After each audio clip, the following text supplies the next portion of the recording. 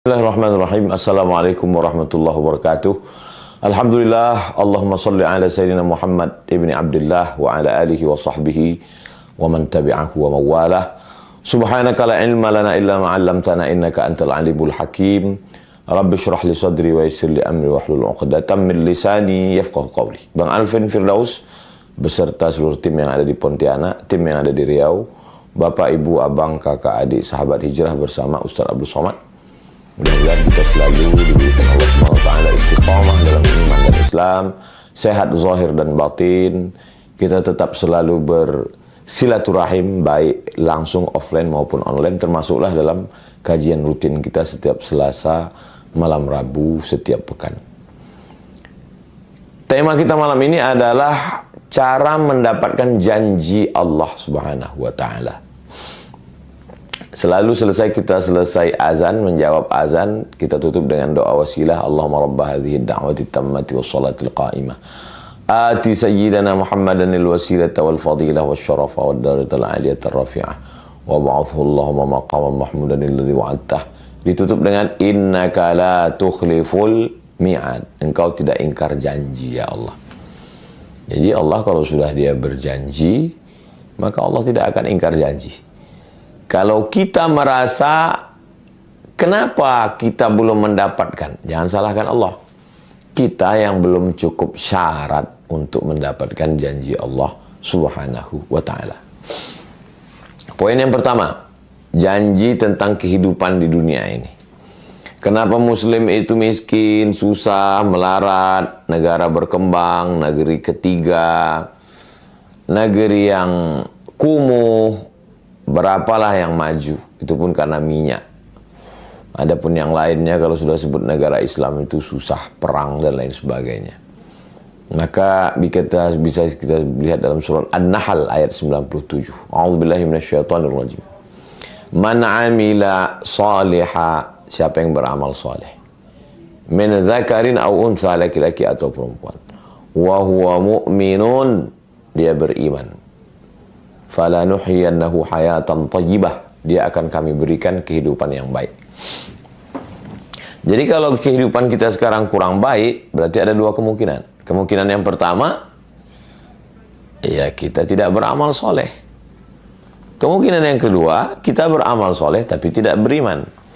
Makanya selalu bersanding dia, innal insana lafi khusr, manusia itu rugi, illal ladzina amanu, beriman. Setelah itu wa amilus solihati, amal soleh.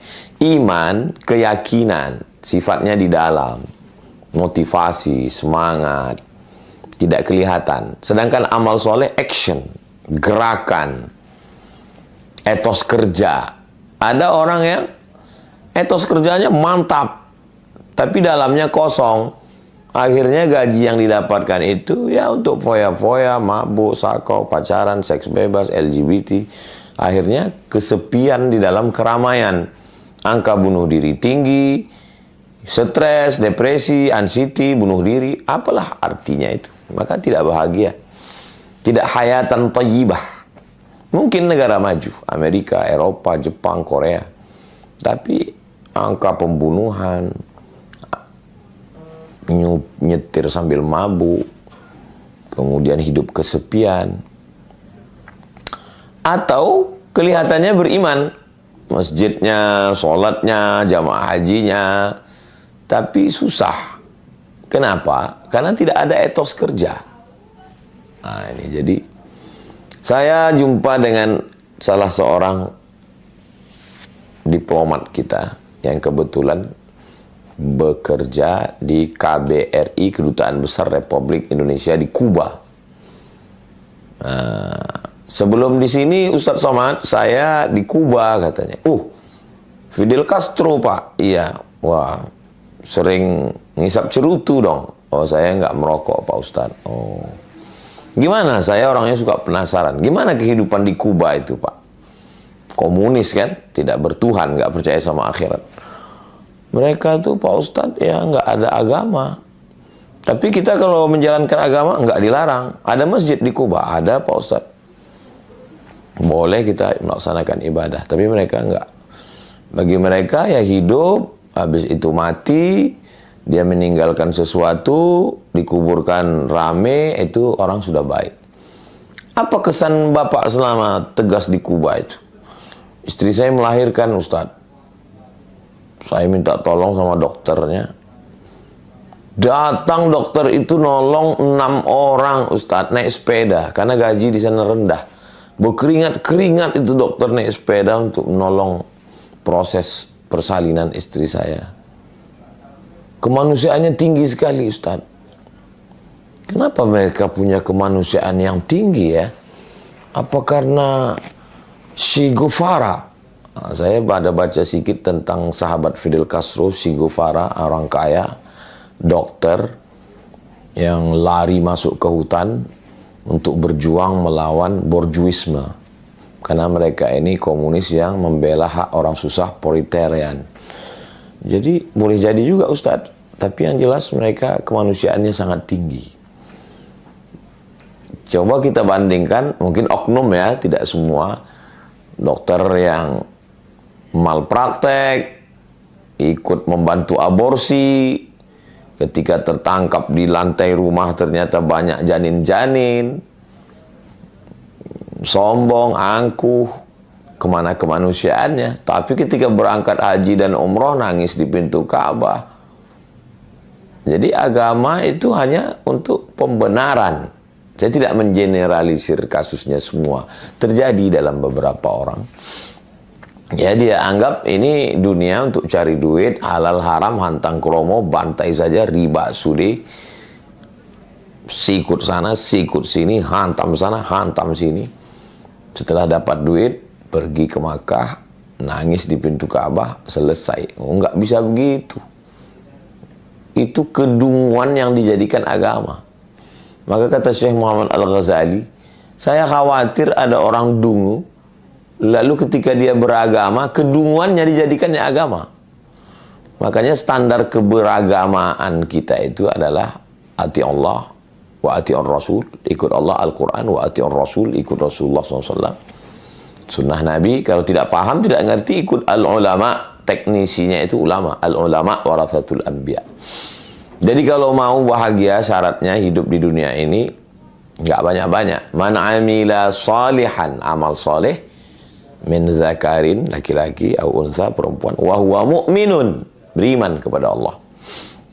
Jadi kalau dia semangat kerja, masuk kantor, disiplin, nggak korupsi, nolong orang, nah itu adalah tidak hanya sekedar kemanusiaan macam orang komunis yang di Kuba, tapi ada kehidupan nanti di akhirat. Jadi tidak sesingkat, sependek ini hidup ini. Hidup, habis itu mati. Tidak. Ini hanya sebagai stasiun. Ini hanya perjalanan pendek. Nah inilah Islam. Nah ini untuk yang zahirnya. Lalu bagaimana dengan janji Allah untuk yang batinnya?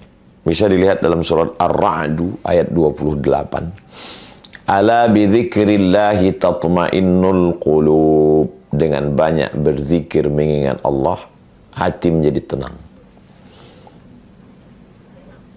Apa yang paling jahat di badan kita ini? Yang paling jahat di badan kita kolesterol. Apalagi gula. Apalagi asam lambung. Apalagi asam urat. Bukan. Yang paling jahat adalah pikiran. Nanti kalau begini, tekanan segala macam, akhirnya naik asam lambung, naik asam urat, naik diabetes, gula, naik kolesterol. Makanya orang gila sehat. Kenapa orang gila itu sehat? Ya karena dia nggak mikir. Makan tidur, lebih sehat dia dari kita. Nah, jadi janji Allah Subhanahu wa taala, ala bi dzikrillah tatmainnul qulub. Dengan berzikir hati akan menjadi tenang. Jadi ketika pikiran kita ini banyak, kita memikirkan sesuatu yang tidak mestinya kita pikirkan. Nanti kalau begini akan begini, gini akan begini, ini akan begini, ini akan, padahal tidak separah itu, tidak sedahsyat itu. Jadi ya kita berusaha, berikhtiar, beramal, beriman, tawakal, berdoa, serahkan pada Allah. Habis itu, ala bidzikrillah, ingat Allah. Subhanallah, subhanallah, alhamdulillah, alhamdulillah, subhanallah, alhamdulillah, la ilaha illallah, Allahu akbar. La ilaha illallah, la ilaha illallah. Allahumma sholli ala sayyidina Muhammad. How you can stop your mind? Bagaimana Anda menghentikan pikiran Anda? Menghentikan pikiran, nggak bisa. Tangan ini dihentikan, oke, bisa. Mulut ini dihentikan. Tapi menghentikan pikiran. Makanya kata Habib, banyak-banyak sholawat ya. Itu sebenarnya adalah, apa kata Kiai? Banyak-banyak tawassulan. Ila hadratin Nabil Mustafa Al-Fatihah. Ila Syekh Abdul Qadir Al-Jilani Al-Fatihah.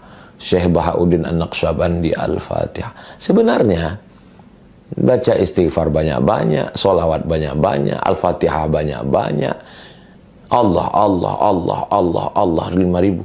Itu sebenarnya untuk mengalihkan konsen dari ini ke sini. Karena nggak selesai dengan ini. Nggak selesai masalah hidup ini dengan ini. Maka janji Allah, kalau kau berzikir, hatimu akan tenang. Kenapa saya belum tenang? Ya karena nggak berzikir. Coba beli tasbih digital itu.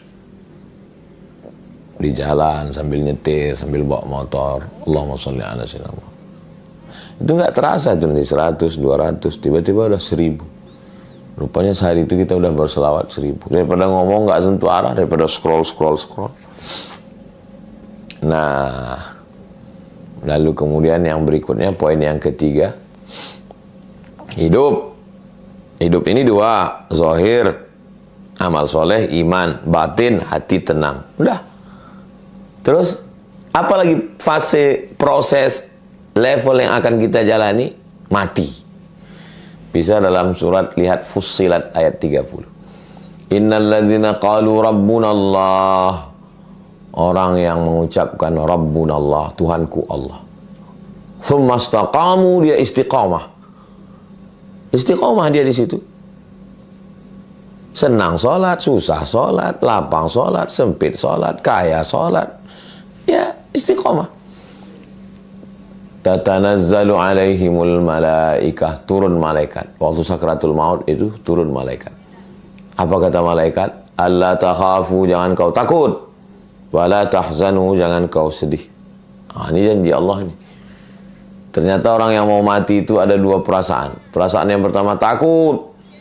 Takut sakratul maut, takut mungkar nakir, takut pertanyaan, takut azab kubur, takut hari kiamat, takut titian siratal mustaqim, takut hisab, takut masuk neraka. Janji Allah, kalau kau istiqamah, alla takhafu, jangan takut. Yang kedua, sedih.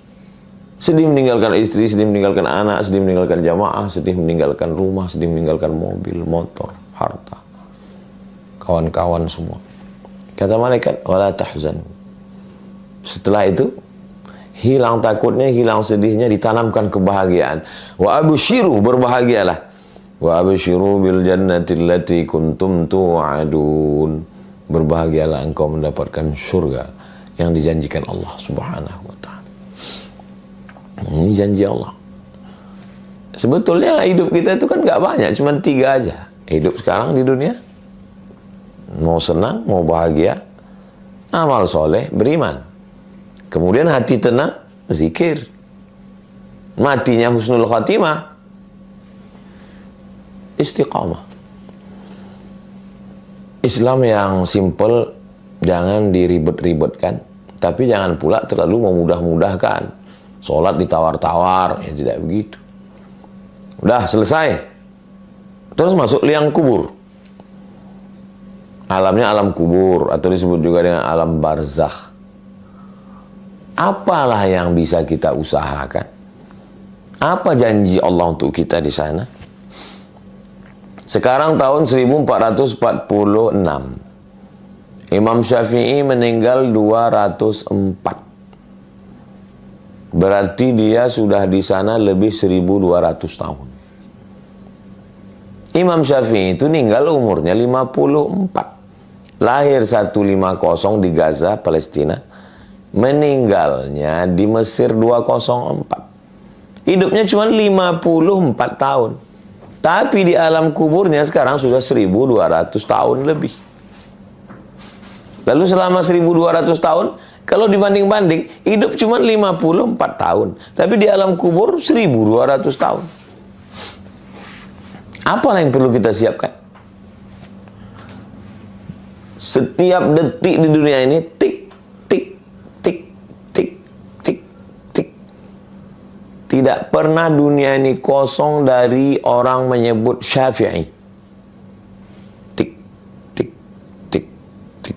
Syafi'i, Syafi'i, Syafi'i, Syafi'i, Syafi'i, Syafi'i. Ini sekarang nih, berapa orang yang menyebut qala al-Imam Syafi'i di Mesir, di Jawa.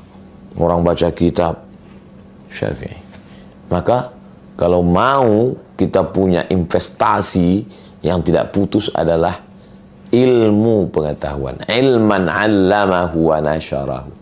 Makanya jangan heran di zaman penjajahan, zaman sulit, zaman payah, kok Mbah Hashim punya pondok. Ini pondok Mbah Hashim, Tebu Ireng, ini pondok Mbah Wahab, Tambak Beras, ini pondok Mbah Bisri Sansuri, ini pondok Darul Ulum. 4 pondok besar di kota yang sama, di Jombang. Kan kalau berpikirnya sekarang, kalau orang mikir sekarang aja, sekarang, ya udahlah, udah selesai lah itu udah. Zaman dulu, zaman penjajahan, susah. Karena mereka mikirnya bukan saat itu, mereka mikir apa yang mengalir untuk saya, dan ke-4 pondok itu mengalir untuk ulama-ulama itu luar biasa. Cara berpikir mereka itu luar biasa. Syekh Sulaiman Tunuhan dari Turki sudah meninggal dunia. Sekarang lebih dari 150 negara. Ilman 'allamahu wa nasyara. Saya nggak kiai Ustaz, saya nggak ulama. Ya, datang ke pondok, tanya, Yai, berapa di sini anak yatim, fakir miskin, duafa yang bisa saya bayarkan uang sekolahnya setahun, 2 tahun, 3 tahun, 5 tahun?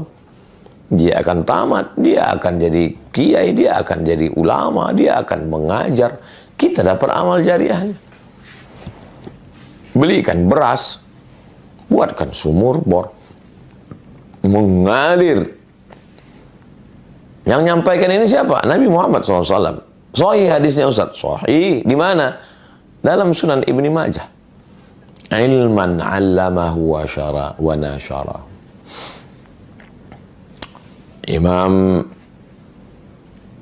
Hanafi, Imam Maliki, Imam Syafi'i, Imam Hanbali, Imam Ibnu Hajar al-Asqalani, Imam An-Nawawi, Imam Jalaluddin Abdul Rahman As-Suyuti. Berapa kitab-kitab mereka dibaca orang sana. Wa qala As-Suyuti, wa qala As-Suyuti, wa qala An-Nawawi fil Arba'in An-Nawawiyah, wa qala An-Nawawi fi Riyadhis Shalihin, wa qala An-Nawawi fi Al-Adhkar, wa qala An-Nawawi fi Rawdatul Talibin wa Umdatul Muftin, wa qala An-Nawawi, wa qala As-Suyuti. Semua pondok di Indonesia membaca kitab Al-Jalalain, Imam Jalaluddin Al-Mahalli, Imam Jalaluddin As-Suyuti, mengalir pahala. Maka jangan pernah bosan untuk mengajar. Saya subuh Rabu menyempatkan untuk baca Riyadhus Shalihin. Subuh Selasa, subuh Kamis, subuh Jumat. Kalau kebetulan pesawatnya berangkat jam 7, tapi kalau nggak terkejar, nggak bisa ngajar. Saya sempatkan untuk baca Riyadhus Shalihin, baca Jalalain, supaya nanti anak-anak santri ngajar ya sedikit banyak ngalir pahalanya.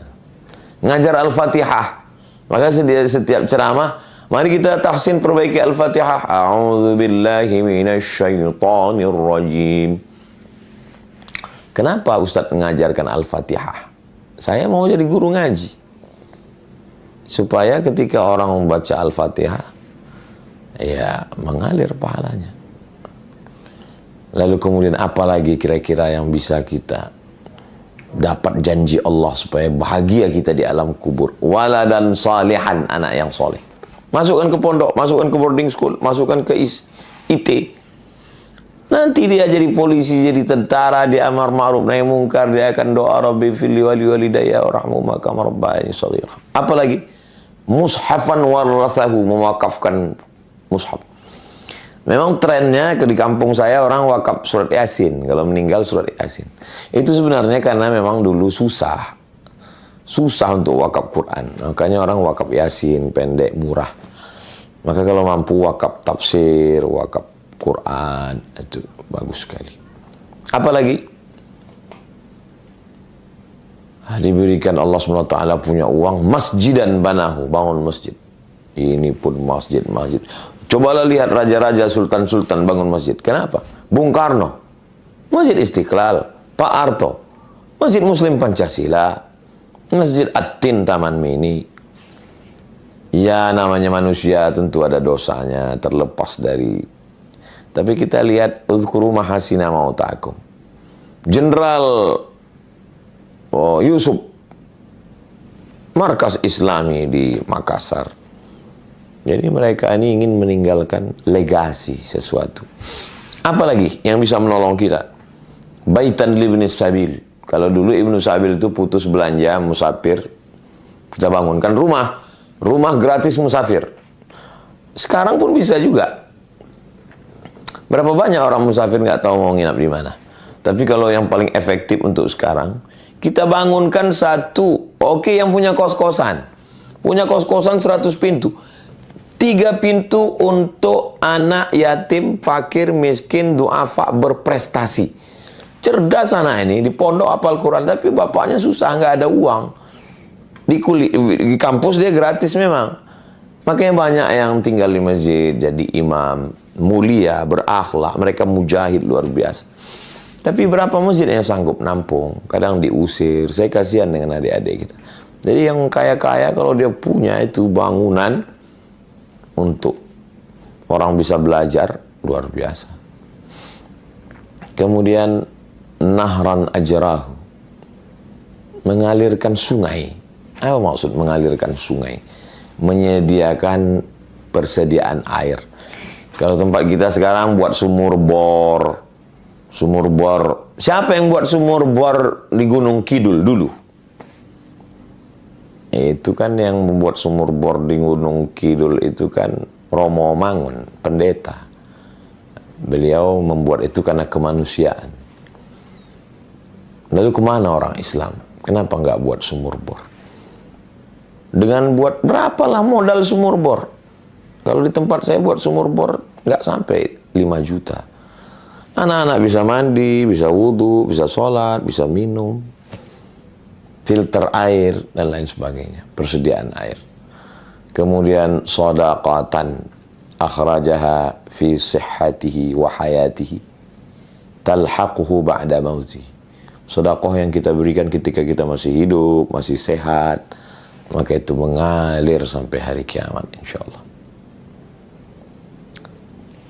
Itu beberapa sekelumit dari janji Allah Subhanahu wa taala ketika kita. Jadi yang saya sampaikan ini secara umum saja, dari mulai proses kehidupan sampai kepada qalbu, sampai kepada mati dan apa setelah mati. Nah, setelah itu maka insya Allah kita akan mendapatkan kebaikannya. Iqra'ul Quran, bacalah Al-Quran. Fa innahu ya'ti yaumal qiyamah. Quran akan datang nanti pada hari kiamat. Syafi'an, memberikan pertolongan. Syafi' itu artinya genap. Witir, ganjil. Saya sendiri ganjil. Sendiri datang saya ke Jakarta, datang ke Pontianak sendiri. Ganjil. Tapi kalau saya datang Bang Alvin menemani saya, jadi genap. Bang Alvin ini genap. Genap itu Syafi'. Genap. Kalau udah ada genap berdua, apa kabar Bang Alvin? Sehat? Ayo Ustaz, saya bawa ke Munzalan. Ketemu Ustaz Luqman. Jadi Syafi' selalu diartikan penolong. Iya, kita sendiri datang penolong genap. Ya dia nolong kita. Siapa yang nolong kita? Yang menolong kita Al-Quran. Iqra'ul Quran, baca Al-Quran. Fa innahu ya'ti yaumal qiyamah. Quran akan datang pada hari kiamat. Syafi'an li ashabih. Memberikan syafaat kepada orang-orang yang membacanya. Itu kalau kita laksanakan, maka insya Allah Allah tidak akan ingkar janji. Allah akan menunaikan janjinya. Maka insya Allah kita laksanakan ini. Kita hidup 1445 tahun setelah Nabi SAW. Bagaimana supaya dekat dengan dia? Munculkan rasa cinta dalam hati. Almar'u ma'aman ahab. Orang akan bersama dengan siapa yang dia cintai. Cinta kita kepada Nabi, sayang kita ke Nabi. Nah, kita sama nanti dengan Nabi. Doakan Bapak, Ibu, Abang, Kakak, Adik, Encik, Puan, Tuan, kawan, sahabat, jamaah semua. Doakan supaya Ustaz Somad bisa dekat dengan Nabi Muhammad SAW. Dengan cara ikut ngaji, baca sirah, baca sejarah. Setelah itu muncul rasa rindu, rasa cinta, rasa sayang. Kalau sudah sayang, berkorban. Kalau sudah sayang, menjaga warisannya. Almar'u ma'aman ahab. Orang akan bersama dengan siapa yang dia cintai. Itu janji Allah yang disampaikan oleh Rasulullah SAW. Lalu kemudian kita dijanjikan, man qala la ilaha illallah Muhammadur Rasulullah dakhalal jannah. Siapa yang mengucapkan la ilaha illallah Muhammadur Rasulullah dakhalal jannah, maka kita istiqamah ini. Istri, la ilaha illallah Muhammadur Rasulullah. Suami, la ilaha illallah Muhammadur Rasulullah. Anak, la ilaha illallah Muhammadur Rasulullah. Mantu, la ilaha illallah. Cucu, la ilaha illallah Muhammadur Rasulullah. Aqidah, siapa yang mengucapkan la ilaha illallah Muhammadur Rasulullah dakhalal jannah, masuk surga. Janji Allah SWT. Masa iya la ilaha illallah Muhammadur Rasulullah masuk surga? Imam Ibnu Qayyim Al-Jauziyah ketika ditanya, apa iya Imam, siapa yang mengucapkan la ilaha illallah Muhammadur Rasulullah dapat kunci surga masuk? Ya, dapat kuncinya. Cuman kuncinya belum ada giginya. Kunci kalau nggak ada giginya ya nggak kebuka. Giginya itu apa? Ya ibadah. Kalau sudah la ilaha illallah Muhammadur Rasulullah, sholat. Kalau sudah la ilaha illallah Muhammadur Rasulullah, puasa, bayar zakat, haji dan umrah, berjihad. Jangan aniaya orang, jangan zolimi orang. Bukan mantra, bim salah bim abrakadabra, la ilaha illallah Muhammadur Rasulullah, mabuk, la ilaha illallah Muhammadur Rasulullah, itu namanya munafik. Lain di mulut, lain di hati. Orang munafik di mana letaknya? Innal munafiqina fid darkil asfal. Orang munafik itu pada level terendah minan nar, dari api neraka. Fid darkil asfali minan nar. Ini neraka itu pintunya ke atas, apinya di bawah, yang paling panas keraknya di bawah. Itulah tempatnya orang yang lain di mulut, lain di bibir, lain di hati, lain cakap, lain perbuatan. Nah, jadi kita amalkan aja ajaran Islam ini, maka Allah Subhanahu wa taala memberikan janji kepada kita. Wasari'u ila maghfiratin min rabbikum wa jannatin 'arduha as-samawati wal ardu u'iddat lil muttaqin. Wasari'u, bersegeralah, cepat, jangan tunda. Ila maghfiratin, kepada ampunan Allah. Taubat. Nantilah, nunggu tua dulu lah, nunggu pensiun lah, nunggu buat rumah lah, nunggu anak kuliah lah. Enggak bisa gitu. Wasari'u, bersegera. Wasari'u ila maghfiratin min rabbikum wa jannatin, bersegera berlomba-lomba untuk dapatkan surga Allah. Arduhas samawati wal ard, luasnya seluas langit dan bumi. Untuk siapa? U'iddat lil muttaqin, yang dijanjikan Allah untuk orang-orang yang bertakwa. Takut zina bukan karena polisi, takut pacaran bukan karena ayah, takut selingkuh bukan karena suami, tapi takutnya karena Allah. Makanya di antara doa, Allahumma qsim lana min khasyiatik, tanamkan rasa takut dalam hati kami, ma yahulu bainana wa baina ma'asik. Dengan rasa takut itu membuat kami tidak jadi melakukan perbuatan maksiat. Niatnya ada tapi tak jadi.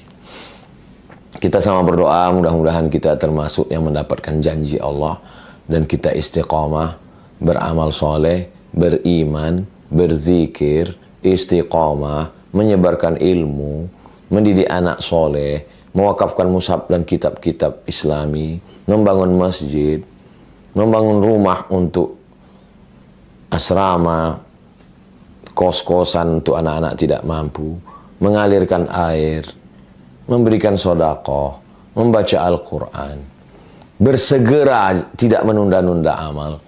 Mudah-mudahan kita termasuk orang yang minal ladzina yastami'una al-qawla fayattabi'una ahsanah.